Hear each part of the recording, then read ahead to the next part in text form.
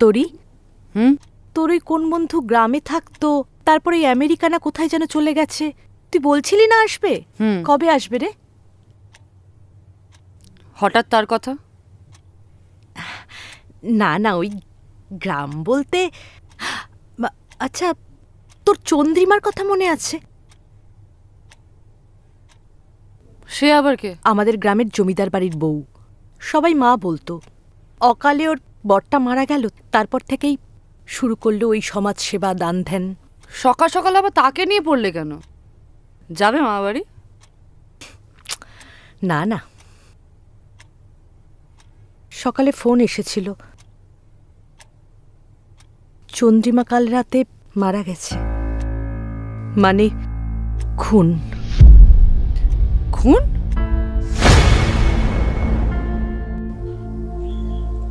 কি যে হয়ে গেল এটা? এটা কি হলো? মাথাতেই আসছে না।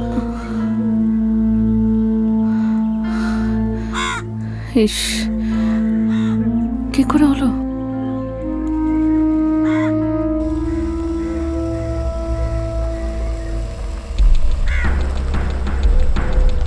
দাঁড়াও দাঁড়াও দাঁড়াও দাঁড়াও, আসুন স্যার।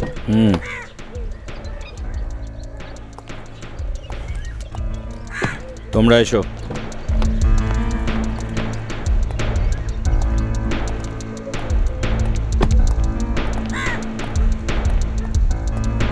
পুলিশ?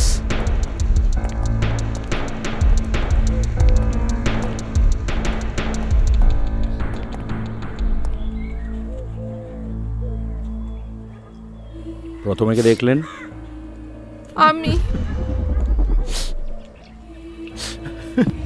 ওমা, মা গো, ও মাই গড,